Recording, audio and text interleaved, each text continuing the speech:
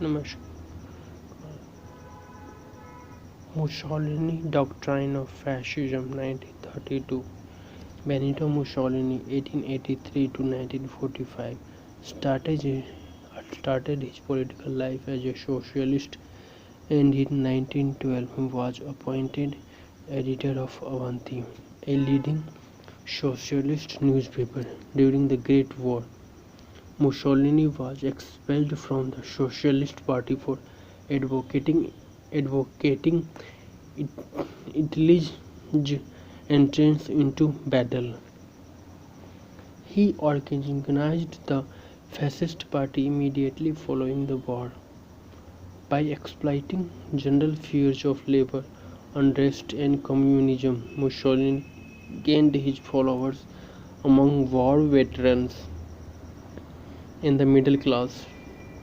Mussolini organized his march on Rome in 1922 in order to bring down the government. King Victor Emmanuel, fearful of a civil war, appointed Benito Mussolini prime minister. The following selection is an excerpt from an article on fascism which Mussolini wrote with the help of Giovanni Gentile for the Encyclopedia Italiana in 1932. Following this selection, I have included two versions of the fascist decalogue, 1934 and 1938, and a brief passage on myth from one of Mussolini's speeches of 1922. Fundamental ideas. Like every sound political conception, fascism is both practice and thought, action in which a doctrine is immanent and a doctrine which is arising out of a given system of historical forces, remains embedded in them and there from within. Works there from within. There is no conception of the state which is not fundamentally a conception of life, philosophy, or intuition, a system of ideas which develops logically or is gathered up into a version or into a faith, but which is always, at least virtually, an organic new conception of the world. Thus, fascism could not be understood in many of its practical manifestations as a party organization, as a system of education, as a discipline, if it were not as always looked at in the light of its whole way of conceiving life, a spiritualized way. The world see through fascism is not this material world which appears on the surface, in which man is an undivided, separated from all others and standing by himself. The man of fascism is an individual who is nation and fatherland, which is a moral law binding together individuals and the generations into a tradition and a mission, suppressing the instinct for a life enclosed within the brief round of pleasure in order to restore within duty a higher life free from the unit, units of time and space, a life in which the individual through the de- denial of himself, through the sacrifice of his own private interests, through death of its, itself, and realized that completely spiritual existence in which his value as a man lies.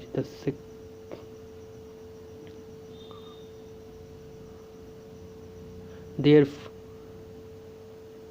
Therefore, it is a spiritualized conception itself the result of the general reaction of modern times against the flabby materialistic positivism of the 19th century.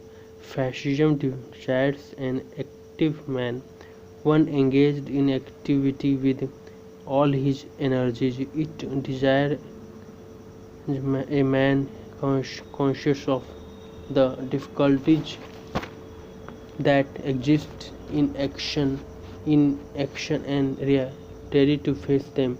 It conceives of life as a struggle, considering that it behooves man to conquer for himself that life truly worthy of him, creating first of all in himself the instrument, physical, moral, intellectual, in order to construct it, thus for the single individual, thus for the nation, thus for humanity.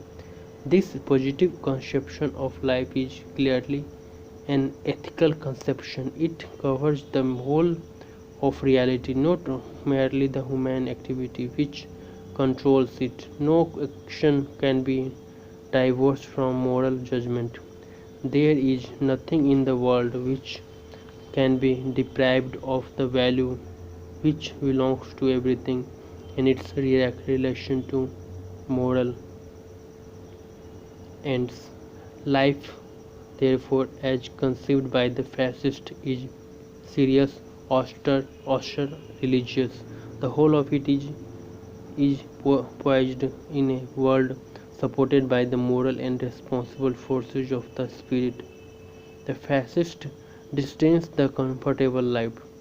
Fa- Fascist is a religious conception in which man is seen in his immanent relationship with the superior law and with an objective will that transcends the particular individual and raises him to conscious membership in a spiritual society.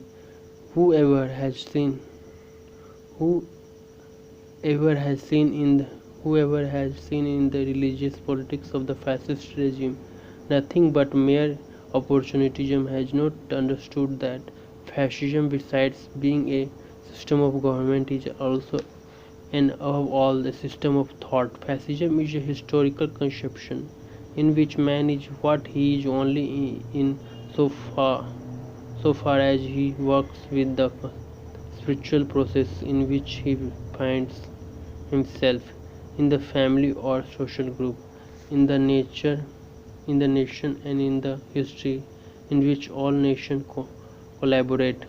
From this follows the great value of tradition in memories, in language, in customs, in standards of social life. Outside history, man is nothing. Consequently, fascism is opposed to all the individualistic abstractions of a materialistic nature like those of the 18th century, and it is opposed to all Jacobin utopias and emanations.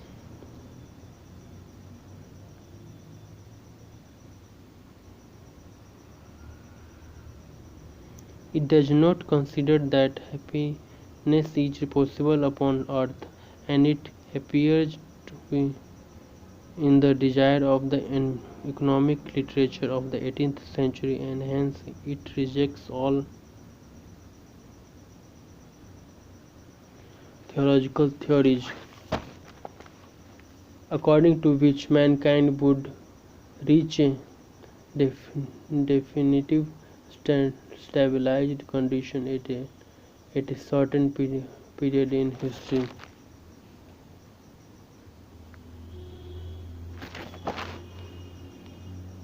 Against individualism, the fascist conception is for the state, and it is for the individual insofar he coincides with the state, which is the conscience and universal will of man in his historical existence. It is opposed to classical liberalism, which arose from the necessity of reacting against absolutism and which brought its historical purpose to an end when the state was transformed into the conscience and will of the people. Liberalism denied the state in the interests of the particular individual. Fascism reaffirms the state as the true reality of the individual, and if liberty is to be the attribute of the real man and not of that abstract puppet envisioned by the individualistic liberalism.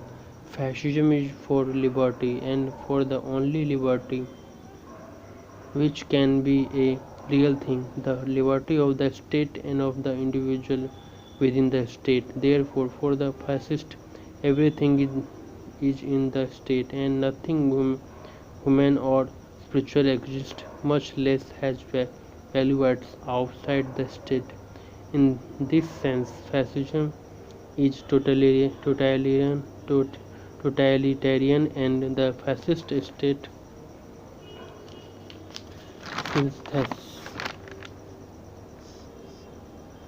synthesis and unity of all values, interprets, develops, and going gives strength to the whole of life of the people. Outside state, there can be neither individual nor groups, political parties, associations, syndicates, classes.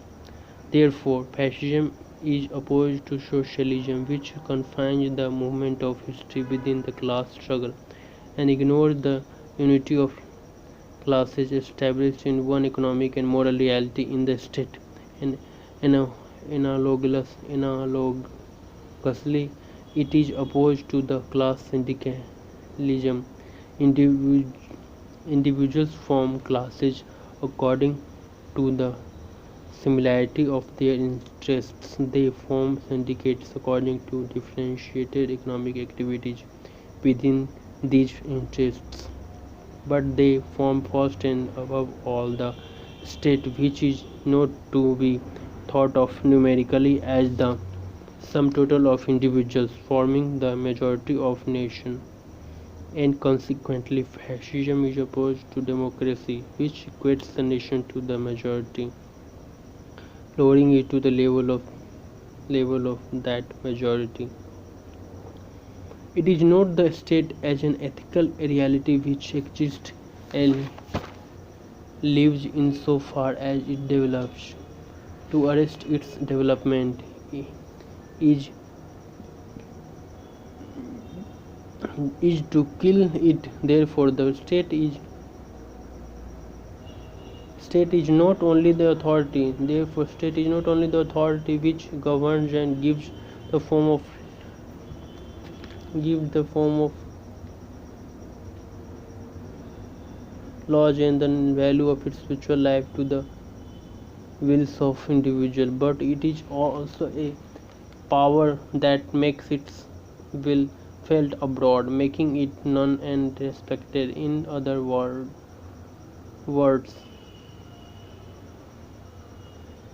demonstrating the fact of its universality and at least virtually. Thus, it can be likened to the human will, which knows no limits to its development and realizes itself in testing its own limitlessness.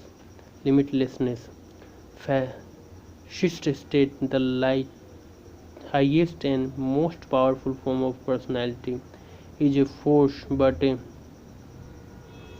the fascist state, the lightest and the most powerful form of personality, is a force, but a spiritual force which takes over all the forms of moral and intellectual life of man. It is the form, the inner standard, and the discipline of the whole person. It saturates the will as well as the intelligence. Its principle, the central inspiration of the human personality,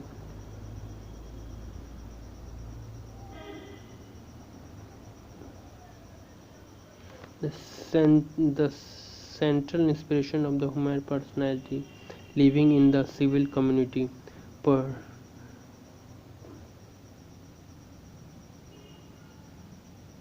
peers, PIERC, PIERC, perches into the depth and makes its home in the heart of man of action well of the as well as of the thinker, of the artist, as well as of the scientist. It is the soul of the soul. Fascism, in short, is not only the giver of law and the founder of institutions, but the educator and provider of spiritual life.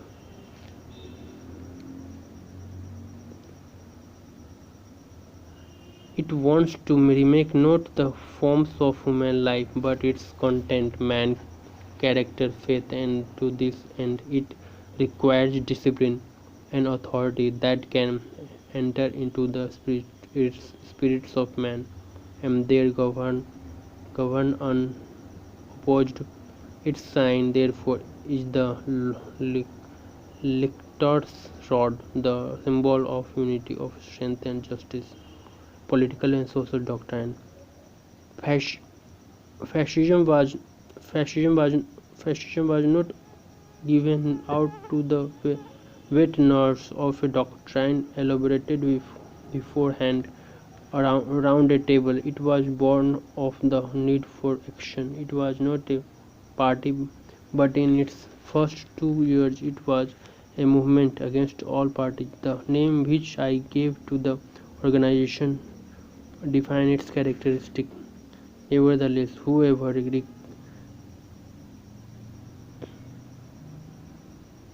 rereads in the now crumbled crum, crum,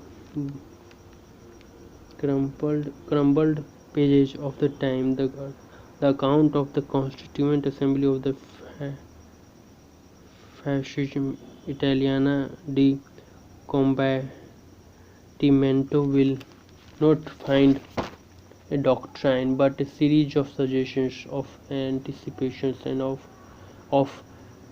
admonitions which, when freed from the inevitable vein of contingency, were destined later, after a few years, to develop into a series of doctrinal attitudes which made of fascism a self-sufficient political doctrine due to face all other, both past and present. Fascism is today clearly defined not only as a regime but as a doctrine. And I mean by this that fascism today, self critical as well as critical of other movements, has an unequivocal point of view of its own, a, a criterion and hence an aim in face of all the material and intellectual problems which oppress the people of the world.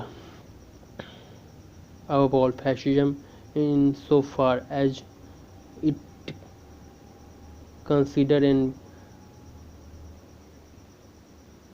observes the future and the development of humanity, quite apart from the political consideration of the movement, believes neither in the possibility nor in the utility of perpetual peace.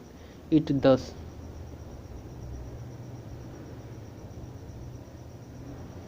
repudiates the doctrine of pacifism born of a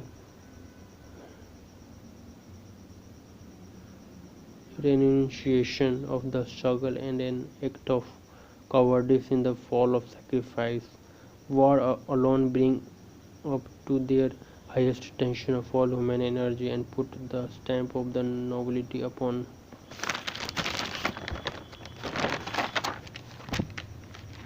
the peoples who have the courage to meet it, and all other trials are substitutes which never really put a man in front of himself in the alteration, alternative alternative of life and death. After socialism, fascism attacks the whole complex of democratic ideologies and rejects them both in their theoretical premises and in their applications or practical manifestations. Fascism denies that the majority, through the mere, mere fact of being a majority, man rule human societies. It devies, denies that his this majority. It denies that it denies it denies it denies that this majority can govern by means of a periodical consultation. It affirms the irremediable, irremediable, fruitful, and beneficent equality of man, who cannot be labelled by such a mechanical and extrinsic fact as universal suffrage. Democracy is a regime without a king, but with with very many kings, perhaps more exclusive, tyrannical, and violent than the one king, even though a tyrant.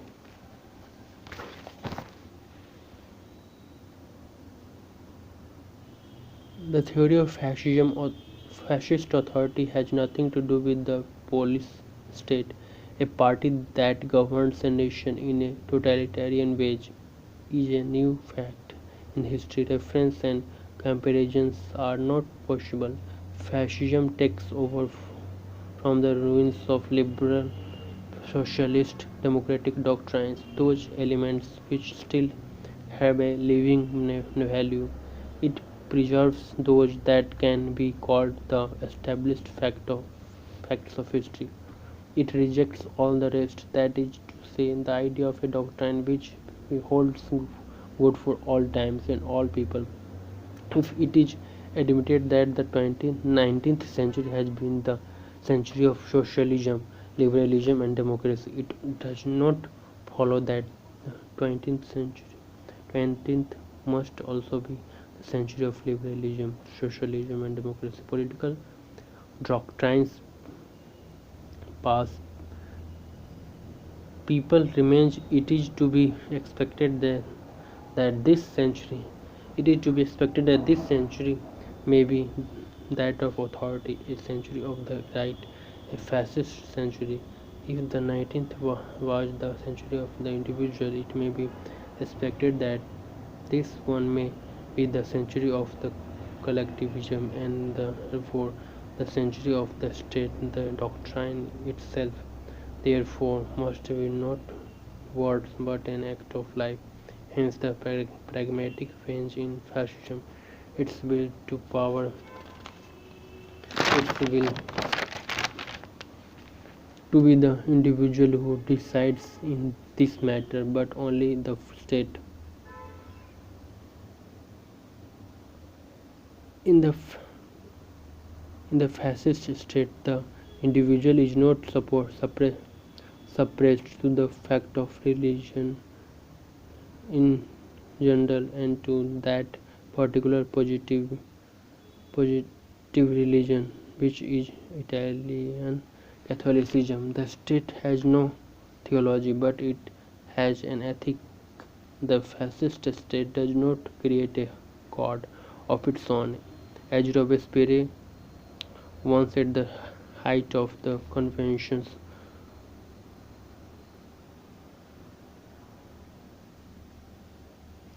Foolish conventions foolishness wish to do, nor does it vainly seek, like Bolshevism, to expel religion from the minds of men. Fascism respects the God of the ascetics, of the saints, of the heroes, and so God as seen and prayed to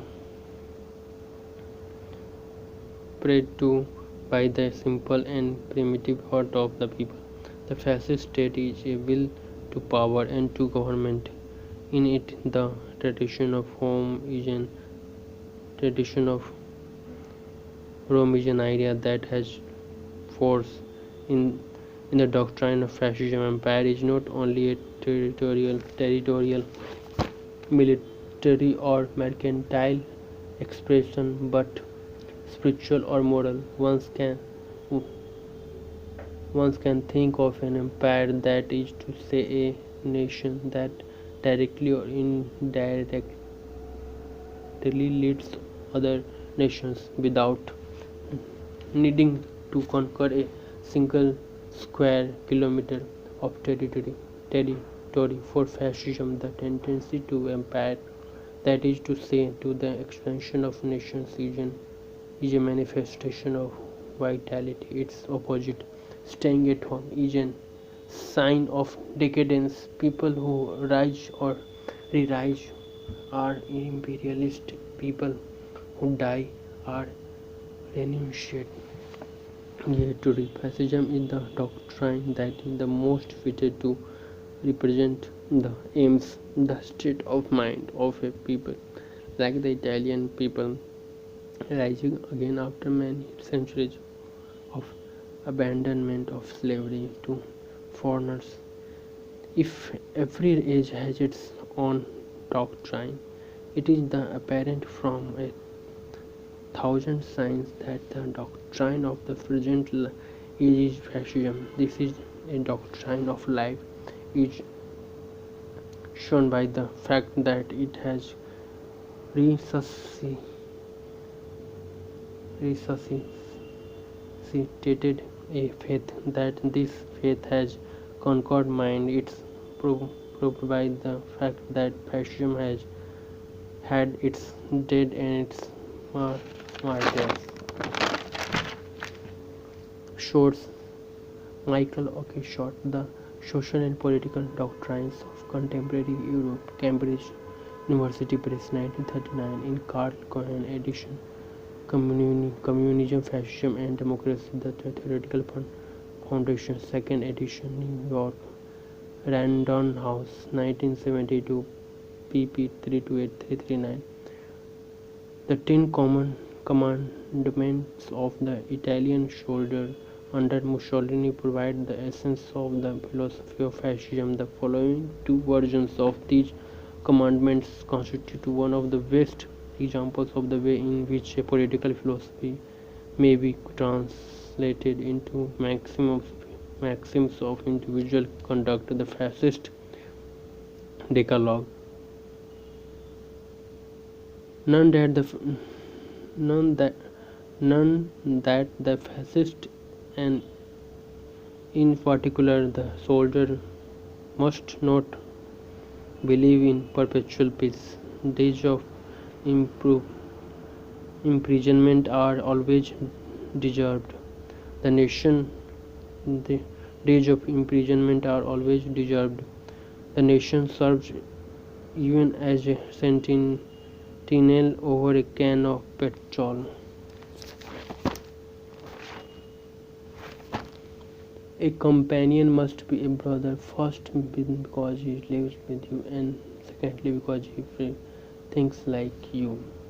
The rifle and the cartridge belt and the rest are confided to you, not to rust in leisure, but to be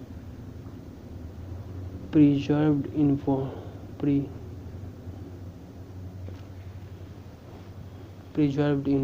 Do not even say the government will pay, because it is you pay, and the government is that which you will to have, and for which you put a uniform. Discipline is the soul of armies. Without it, there are no art soldiers, only confusion and defeat. Mussolini is always right. For a volunteer, there are no extenuating circumstances when he is disobedient. One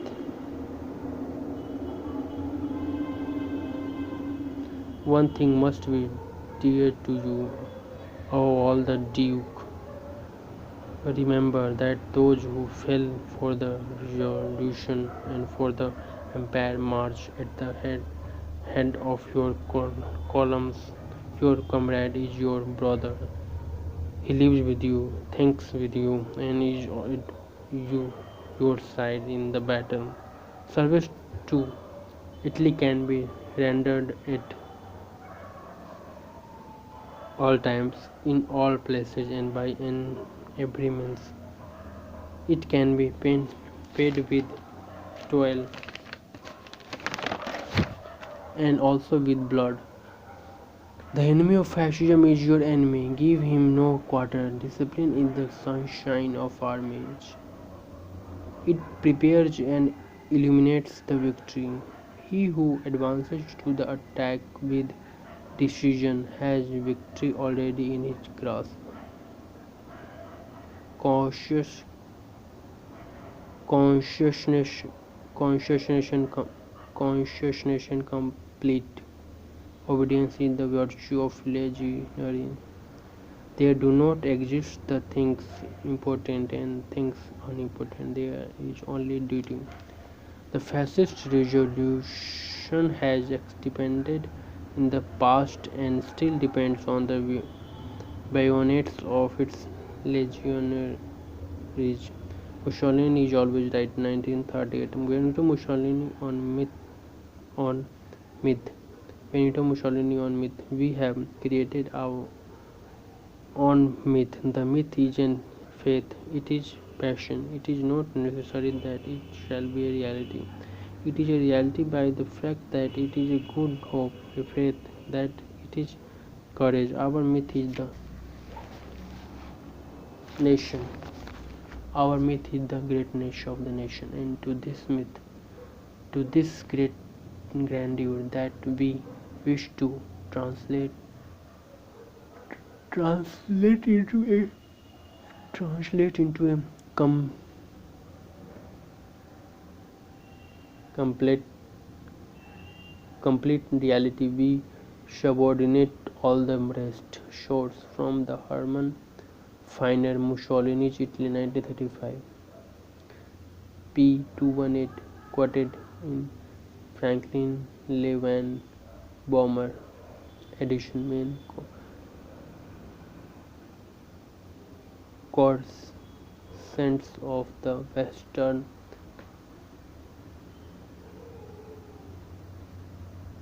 thoughts. New Haven, Yale University Press, 1978, p. 748. धन्यवाद.